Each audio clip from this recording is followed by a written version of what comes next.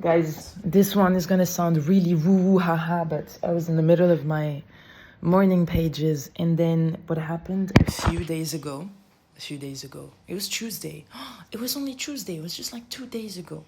It's only been a week, literally 6 days that I'm here, and it feels like forever already. C'est incroyable, like time is a construct here. Sorry.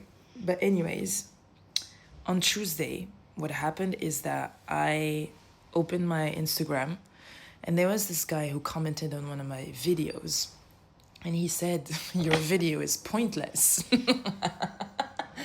Needless to say that, and he wrote a whole essay to just prove by A plus B that my video was pointless. So after that sentence, I literally blocked the person and I deleted the comment because I was like, oh, j'ai la flemme, you know. Old me would have really read the comment and be like, oh my God, I need to justify and I need to defend myself, like, blah, blah, blah. And then this time around, I was like, je m'en fous. Like, didn't even think of what got into him to say things like this. It's like, that's my boundary. I don't even want to give you energy. But it turns out that I gave him energy the rest of the day because I kept thinking about this comment and I was just reviewing the content of my video. And to be honest, I don't even remember what I said in that video. I didn't want to go into that. I know I talked about faith. I know I talked about my own relationship with Ramadan, with God, and questioning whether or not I should be fasting after traveling. I know that we don't fast during the traveling time, but I did. And then obviously I came home. I broke my fast around 9 p.m. whilst you usually break fast around 6. And anyways, it goes into that and I'm just exploring, I'm just challenging what I've learned, what my dad taught me and everything. So I remember the content of this video, but that comment, this video is pointless, just sticks with me the whole freaking day. And mind you, if I look at it, I'm like, who cares? Like anybody from the outside is going to be like, but who cares? You don't even know the guy. Maybe he woke up and he decided to just trash the whole internet, My brother would have said, yeah, maybe he's fat, he's bored, he's whatever. Who cares? But for me, it touched me because at this very moment, I'm really doing my very best to find my voice again, to own it and to express it on different platforms, whether my video project, my podcast, and now social media, also writing, this is my personal challenge because I feel like I've always contortionated myself, Cirque du Soleil, all these artists who are just like doing really weird shapes with their bodies. And I feel like I've always done that not to appeal to the masses, but to, the good girl syndrome sort of thing. Be a good girl, don't talk too much, don't give your opinion too much, just rentre dans le rang. Don't make too much noise, be the first in class, always be the best. Like, if you're the best, nobody will ever have anything to say to you. And so this followed me my whole life. And of course, I know it and I get myself out of it with the years of life and everything. But when I read that comment again, it stayed with me and I'm like, tell me, why the fuck did he say that? And in that specific period of my life where I'm trying to build again the courage to express myself fully, to stand my ground, and not in a yelling way, but stand my ground and don't betray myself, to say the things that I want to say without, again, sugarcoating, and stay in there and accept the fact that I'm not going to be liked, I might be misunderstood, I might make mistakes, and I'm a freaking human. So you see, it's like fighting this whole perfectionism and this whole polished sort of version of me. And I know I've never been polished, when I have conversations with people, I just say the things that I want to say. And people told me that sometimes I'm too straightforward. But when it comes to social media, you have 60 seconds, you have 90 seconds to make your point, because otherwise people just go past your content. And since I'm trying, to sort of fit in the box, but don't really fit in the box, I'm working with what I have. Sometimes I really just want to say, fuck this shit, I'm just going to make a video of 3 minutes. Whoever wants to listen, they listen. Whoever doesn't want to, they don't. And at the same time, I also want to work on making my point in a shorter time, to be very straight, to go straight to the point. And it's an exercise because, as you can tell, I love blabbering, I love talking and go into details and take you to worlds and whatever. So back to this comment. He says that it stays with me the whole day. And I'm in this beautiful place, I'm in this beautiful city called Cagliari in Sardinia, in my home, away from home sort of country, looking at the beach, looking at the holy trinity of beach, mountain, nature, and I'm still here thinking about this freaking comment. And I'm like, what is wrong with you, woman? What is wrong? Franchement, who cares? And then, I swear to you, I obviously digest it and work my way through it. And, I don't really let it affect me from an emotional perspective, but more, okay, what is really pointless? Maybe I could take that as a feedback, even if he said it like very harshly, maybe it's a feedback for me to go straight to my point and to be like, what is it that I really wanted to say here? Because to be honest, that post, a lot of people misunderstood it, and I realized that this is not what I wanted to say. So, point taken, I'm improving, I'm working on it, and all these kinds of things. And then the most beautiful part of it that happened is I go home with a different mindset, with a different mood.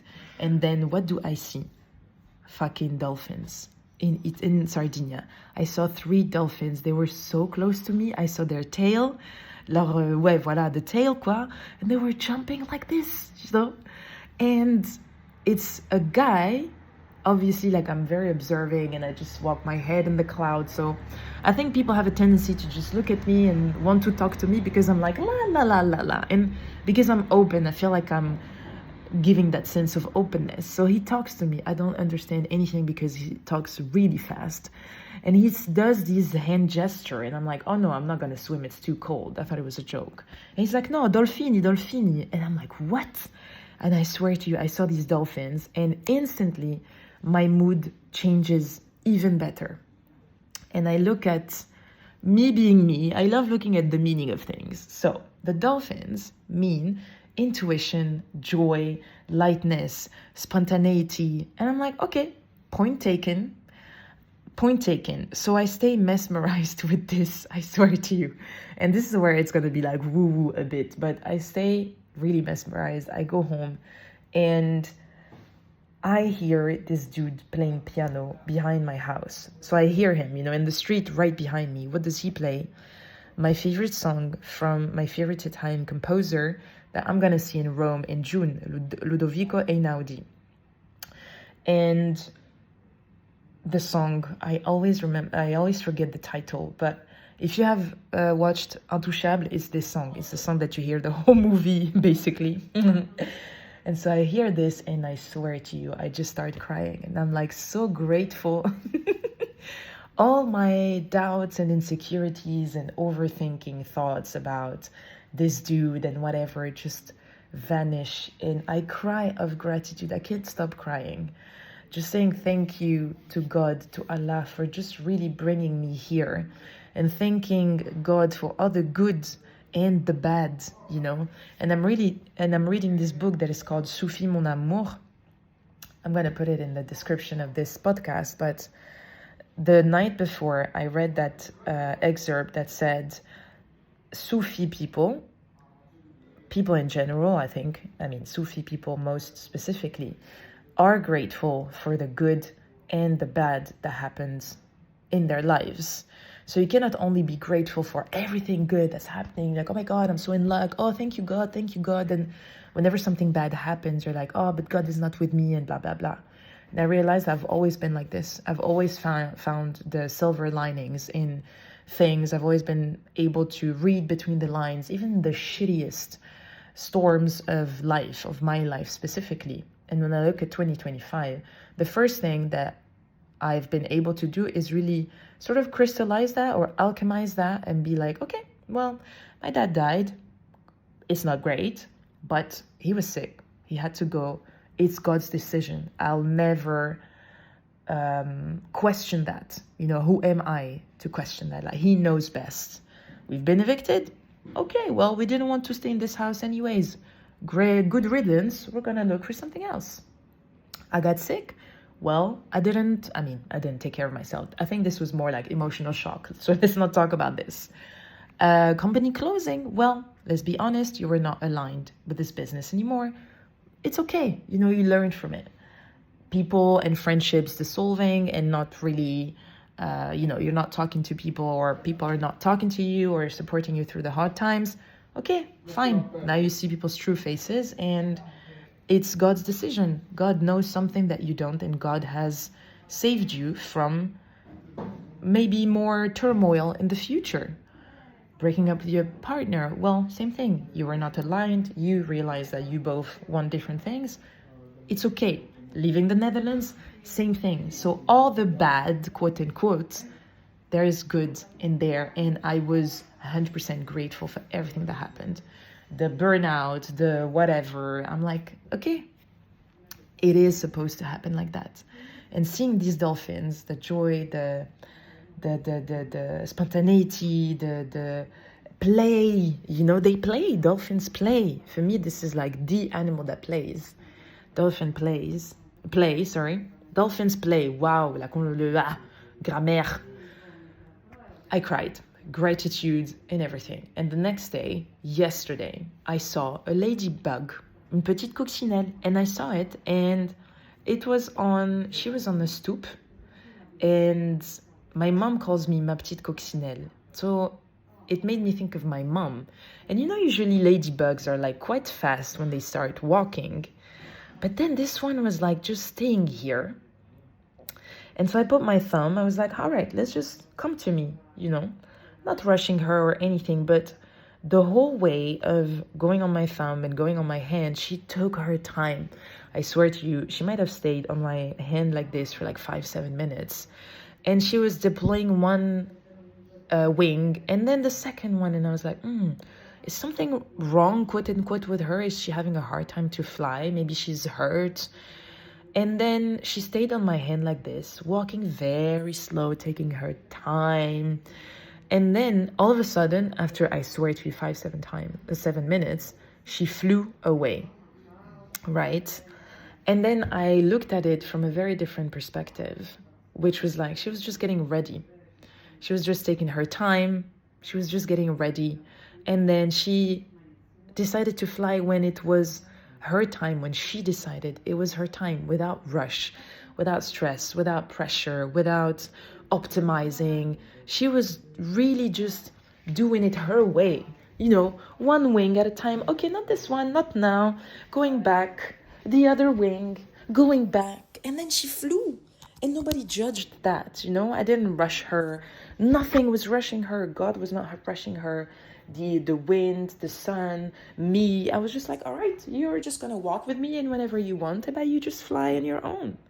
And then, this is the woo-woo part. Okay, I love reading into these signs. And for me, and call it maybe like more observation and timing, synchronicities, whatever, serendipity, whatever. I'm sure a lot of us do that, okay? You see 11:11, don't judge me. You see the 11:11, you're like, oh my God, something is gonna happen in me. Et ben là, c'est la même chose. And then she flew, and then I looked at the meaning of the ladybug. Ladybug is the same. It's like, what was it again? I think it was something like, attendez, let me just pull that back because... And I looked at it on Google. I'm not doing that chat GPT shit, okay? But the ladybug was, luck, protection, gentle transformation, as in like small baby steps carry big shifts, where it's like, okay, tranquille, take your time, genre, keep laying your foundations. You're not in a rush. And seeing the dolphin and the ladybug in those 2 days, for me, was really just a sort of confirmation that, hey, tranquille, okay? Your time is your time. Don't rush. you know, don't go back to your pressure and optimization and performance and I need to be the best, I need to be the first, and all these kinds of things. And all these thoughts are coming back to me because I have time, you know. I'm taking the time also. Like, I work in the morning, then during the afternoon I usually take a walk, go to the beach, and I just ponder, I just wonder, and I just take notes and observe and all these kinds of things, because this is the life I've always dreamed of living, and I'm living it. And then all these things are coming back to me. And obviously talking with my mom, and she's telling me a lot of things about my childhood and blah, blah, blah. So yeah, that was the woo-woo part of it. And it comforted me. And funny enough, I promise you, when I saw that dolphin on Tuesday, I created the post, you know, because I was like, okay, this is what I want to share tonight. One take, let's go. It put me in a mood of like, oh, wow, this is me. I am so proud of myself. And I don't even remember the process of filming it again. I don't remember how it happened, but I felt so good with myself. And that same night, right after, I created that podcast, and I was like, oh, I'm so proud of that podcast, you know? I was really into that play moment, experimenting, and just not focusing on the outside world, not focusing on people or anything. And I think that when we are in this position of creating our own worlds, of being in our little bubble with play, with patience, with experimentation, with spontaneity, and really just with staying with ourselves, which aka is staying with God, this is really where the best things happen.